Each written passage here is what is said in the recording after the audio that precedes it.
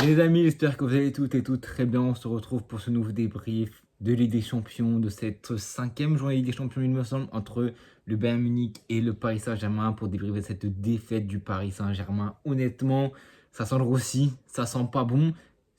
Le score était prévisible, une victoire du Bayern Munich, couleur nette et quasiment sans bavure. Une défaite du Paris Saint-Germain, encore une fois, sur coup de pied arrêté, ça les réussit vraiment pas. Et on va revenir directement au fait. Matvei Safonov, titulaire aujourd'hui à la place de Donnarumma. Déjà, au dernier match contre Toulouse, il était titulaire. Tu changes de gardien pour un gardien qui peut opter dans les airs, les coups de pied arrêtés, sortir, etc. Est-ce qu'il est sorti, Matvei Safonov, sur le corner? Pas du tout. Certes, magnifiquement bien tiré par Kimmich, tous les corners.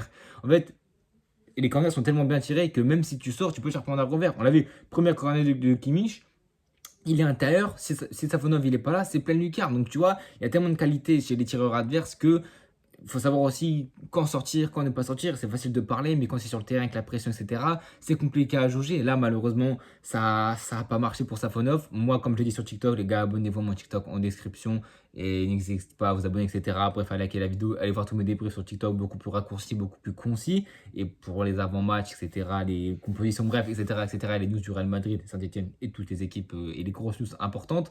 Comme je l'ai dit, Safonov, il est gêné. Moussiala le gêne. Alors, c'est léger, c'est subtil, c'est bien fait, c'est intelligent de la part de Moussiala. Safonov est trop tendre, on ne le pousse pas, il faut le dégager. Quand tu te gênes, c'est un moustique. C'est un moustique, un petit moustique qui te gêne.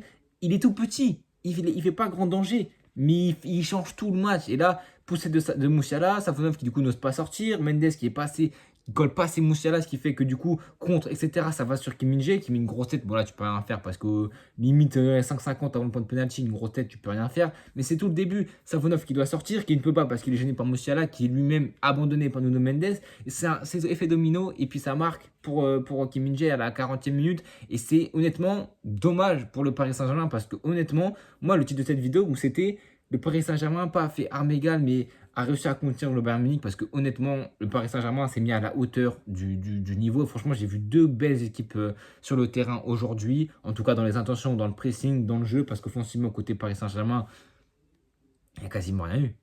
Entre vous et moi, il y a quasiment. Là, je suis en train de me remémorer des actions offensives du Paris Saint-Germain, des tirs, des occasions. Il doit avoir 5 frappes cadrées. Je peux même pas t'en citer une. Honnêtement, je peux même pas t'en citer une. Il y a que des. En tête, j'ai que des frappes qui vont en hauteur. Je peux même pas te citer une frappe cadrée, vraiment. Et c'est un gros. Peut-être que c'est moi qui suis fautif et qui n'arrive pas à te sortir ça. Pourtant, le match, je l'ai vu.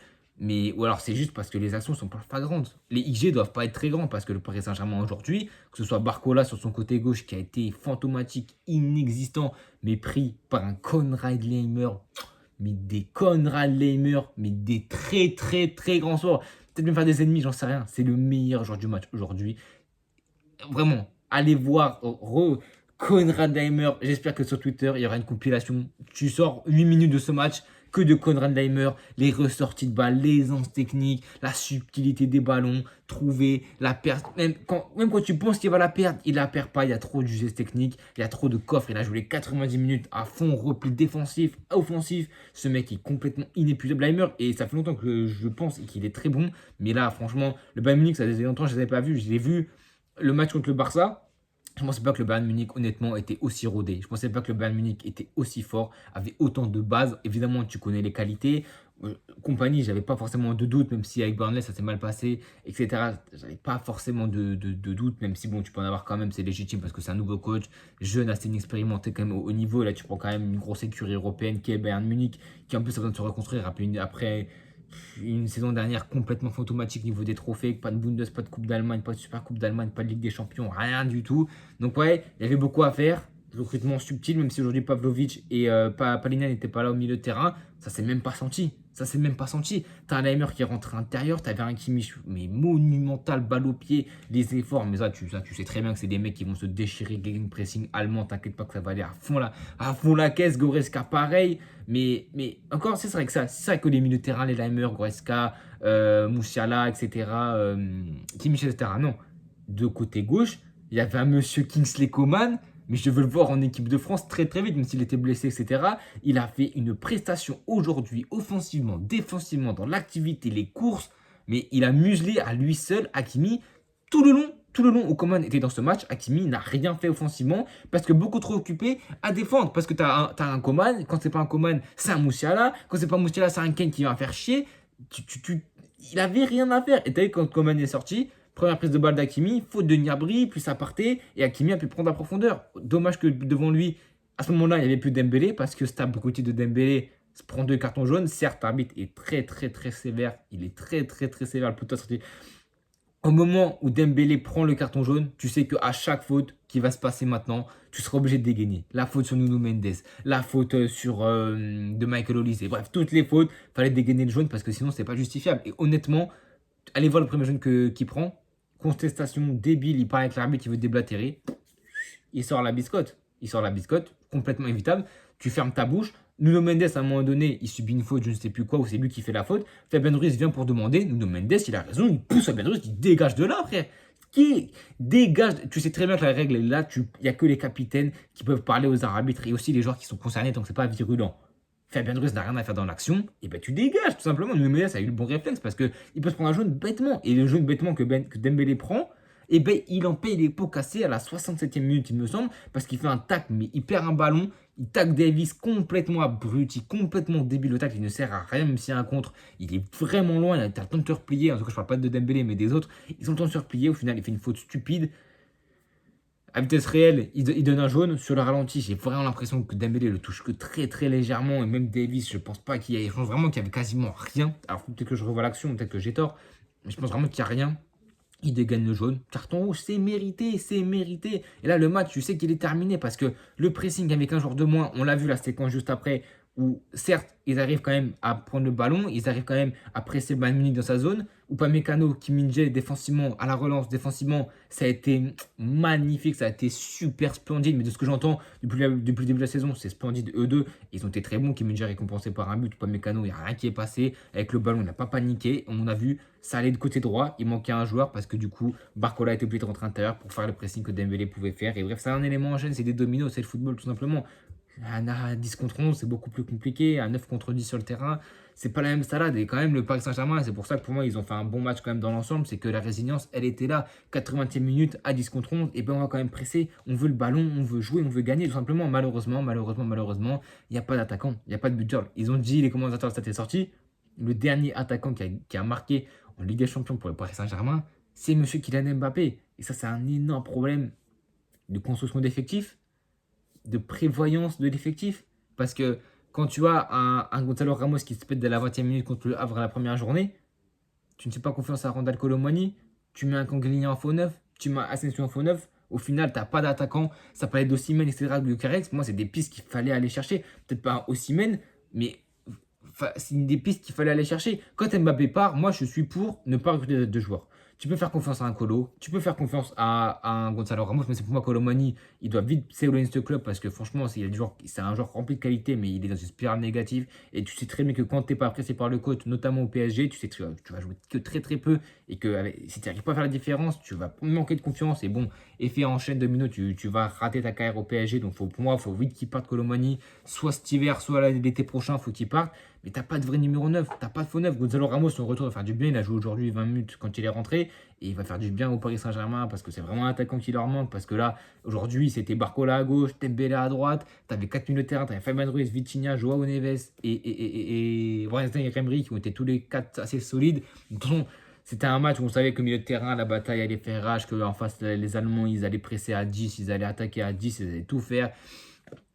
Musiala.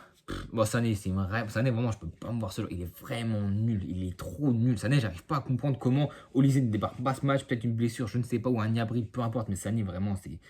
Peut-être que je suis trop méchant avec lui ou que j'oublie ses performances d'aujourd'hui. Mais il est vraiment cata. Kane, c'était assez compliqué. Mais Kane, c'est des matchs comme ça où tu sais que Pacho et Marquinhos ont été très solides. Franchement, j'étais pas surpris parce que j'ai vu beaucoup de matchs depuis le début du Paris Saint-Germain. Pacho, un des meilleurs Parisiens ce soir et depuis le début de la saison. Marquinhos, c'est pas du tout laissé faire par un Harry Kane, par un Musiala. Certes, il y a eu quelques incursions. Il y a eu deux beaux ballons de Musiala. Tu sens la magie. Musiala n'a pas été présent beaucoup dans ce match par des gestes de folie. Mais les peu de gestes, quand tu vois la louche, quand tu vois les passes, quand tu vois la passe à un moment donné qui fait pour Michael Olise qui choque complètement, tu sais que ce joueur est phénoménal et qu'il n'a pas besoin de beaucoup de ballons pour transformer les ballons en caviar monumental. Et heureusement pour le Paris Saint-Germain que ça n'a pas fini côté munichois parce qu'ils auraient pu le regretter. Mais le Paris Saint-Germain est tellement faible offensif depuis le début de la saison que je me dis, je n'étais pas du tout inquiet. Même Neuer, à un moment donné, il te fait une sortie comme un 6 comme un juste devant la défense, il envoie un ballon côté gauche. Non, franchement, le Bayern Munich est très très fort. Et attention, parce qu'ils ont de la qualité sur le banc. Tu fais rentrer des Gnabry, t'as Pavlovic, Palhinha encore, qui, même si c'était blessé. Franchement, il y a beaucoup, beaucoup, beaucoup de qualité dans cette équipe. Et attention, parce que c'est des favoris pour moi, pour Ballon d'Or, je veux dire, pour la Ligue des Champions. Top 4, top 5, top 3, franchement, c'est pas forcément. Comme je dis, le Bayern Munich, déjà contre le Barça, c'est un des seuls matchs que j'ai vu d'eux. Et ils avaient montré des phases vraiment intéressantes offensivement, les contres, défensivement pareil, la tenue de balle, évidemment le pressing à la munichoise. Donc moi franchement je suis pas du tout inquiet pour le Bayern Munich, même s'il y a une belle victoire aujourd'hui. Tu aurais pu mettre plus de buts, mais bon en face c'est un Paris Saint-Germain tellement faible offensivement que bon, au final t'as pas coûté si cher que ça. Du coup le Bayern Munich je crois il remonte, ils doivent être top 15 je pense, que là c'était top 26 peut-être avant ce match. Le Paris Saint-Germain sans Dembélé, prochain match contre Salzbourg. Les prochains matchs, Salzbourg à l'extérieur, Manchester City à domicile et Stuttgart à l'extérieur, sachant que Manchester City, je ne sais pas ce qu'ils ont. Ils ont enchaîné 5 défaites de suite. Aujourd'hui, 3-0 contre le Feyenoord. Emballé, c'est pesé. Feyenoord, qu'ils avaient pris 3-1 lors du match de Ligue des Champions contre un vieux club. Je crois que c'était contre Salzbourg qui fait que de perdre. C'est fini le match, tu peux dormir. Non, je vais voir sur Flashscore, 3-3. Je sais pas, c'est mentalement, il y a un problème. J'ai pas vu les buts ni les actions, je sais pas ce qui s'est passé, mais tu peux pas gagner 3-0 chez toi, en plus chez toi, tu te fais remonter 3-3, c'est pas normal, c'est pas normal. Franchement, je sais pas ce qui se passe. En plus, Guardiola a re-signé 2027. Ouais, moi je sais pas ce qui se passe à Manchester City. Donc s'il y a bien un moment où il faut les prendre, c'est maintenant. Mais City, je pense que ça sera juste avant Noël, peut-être le 18 ou le 17 ou le 16 décembre. Franchement, ça sera le moment ou jamais de les prendre parce que tant qu'ils sont à la spirale négative, il faut les prendre pour le Paris Saint-Germain. Prochain match, Salzbourg, c'est les 3 points obligatoires. Mais le Paris Saint-Germain peut ne pas prendre les 3 points et ça serait dramatique. Maintenant, ils sont. J'ai calculé, si tout le monde en bas d'eux gagne, donc ceux qui ont 4 matchs, puisque ceux qui sont en dessous et qui ont 5 matchs, comme le PSG, bah, ils peuvent pas dépasser le PSG. Mais ceux qui sont en dessous du PSG au classement et qui sont qu'à 4 matchs, s'ils gagnent tous, je crois, j'ai vu, le Paris Saint-Germain peut finir 27e ou 28 ou 29e, un truc comme ça. Sur 34, la première place qualificative en barrage, c'est 26, je crois. Ils sont encore dans la zone rouge, 2 journées de suite dans la zone rouge pour le Paris Saint-Germain. Ça s'annonce dramatique. Tout simplement, Vitinha, conférence de presse, il a dit qu'il faut gagner les 3 prochains matchs. Pour moi, tu prends au minimum 6 points contre Stuttgart et contre Salzbourg. Là, le prochain match, franchement, il va être méga, méga, méga, méga, méga décisif parce que là, tu es à 4 points. Il me semble que tu es à 4 points. Le premier le premier barragiste, et encore parce que il peut déjà avoir entre eux et le premier barragiste, il peut déjà y avoir minimum 3 points d'écart, voire 4 points d'écart. Et là, c'est une nouvelle chose parce qu'avec la pression, certes, un peu tu joues qu'à l'extérieur, le match le plus dur que tu as, il est à domicile certes, mais les matchs comme ça, Salzbourg c'est chiant, même si Salzbourg ils se font tarter à tous les matchs, c'est une dinguerie. Si tu gagnes pas contre Salzbourg, vraiment, tu mérites pas les Champions. Salzbourg se fait tarter par tous les adversaires possibles et inimaginables. Donc si tu gagnes pas contre Salzbourg, c'est fini, c'est fini, c'est fini. Si tu gagnes pas contre Salzbourg, c'est terminé. Ça sert même pas, ça sert à rien d'espérer. Même si tu gagnes contre City et Stuttgart, tu n'iras pas loin en Ligue des Champions. C'est pas possible. Salzbourg, c'est trop faible. J'ai pas vu les matchs de Salzbourg. Pas faire l'expert d'Autriche, etc. Je m'en tape un rein. Mais Salzbourg, tu ne peux pas perdre contre une équipe comme ça. C'est pas possible. T'as Stuttgart qui est toujours chiant à jouer.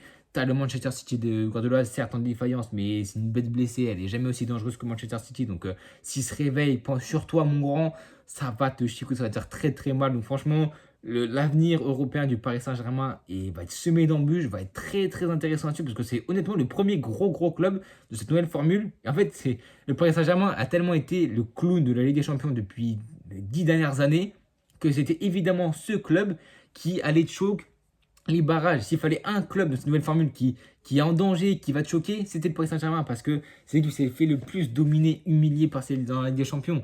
Donc franchement, le Paris Saint-Germain de la Ligue des Champions, c'est vraiment une histoire de désamour. C'est vraiment un drame romantique d'un film des années 2000. C'est très très compliqué pour le Paris Saint-Germain de la Ligue des Champions. Et franchement, je suis excité de voir la suite parce que Salzbourg, ça va être dur. Mais bon, si t'as pas le droit, tu perds contre Salzbourg. Mais mon Dieu, mais là, c'est catastrophe. C'est catastrophique. Tu peux déjà mettre la couette. C'est fin de chantier. Tu ranges les outils. Tu vas les laver. Tu vas manger. C'est terminé. Et là, la saison va être très, très. Si tu fais éliminer des barrages, Il n'y a pas d'Europa League. Là, de janvier, le dernier match des champions de poule, le 8e, c'est le 29 ou 30 janvier.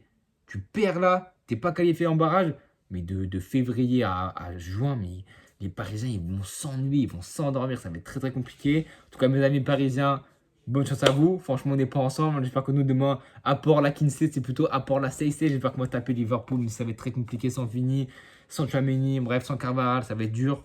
Une équipe qui va être remaniée, mais bon, on y croit évidemment. Bravo au Bayern Munich, qui je pensais pas qu'ils étaient aussi forts. Le Paris Saint-Germain, attention, parce qu'il y a quand même eu de bonnes séquences, de bonnes phases de pressing, mais malheureusement, avec sans attaque, bah, tu peux pas tout gagner. Ça faut neuf. En plus, ça fait de grosses parades aussi. Donc franchement, le Paris Saint-Germain, bonne chance à vous les gars. Demain au top et au flop, aux commentaires. N'hésitez pas à vous abonner, à liker, à partager et à bientôt tout le monde.